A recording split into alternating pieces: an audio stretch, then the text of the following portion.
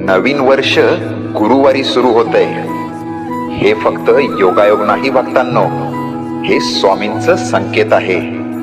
हे नवीन वर्ष तुमच्यासाठी वेगळं आहे, कारण गुरुवार हा गुरुचा दिवस आहे.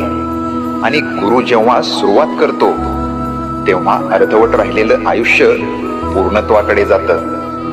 ज्यांना वाटत होतं माझं काही होणारच नाही, त्यांच्यासाठीच हा गुरुवार आहे. दरवाजे जे बंद होते ते आता आवाज करून उघडतील. आता तुझं आयुष्य स्वामींच्या हातात आहे.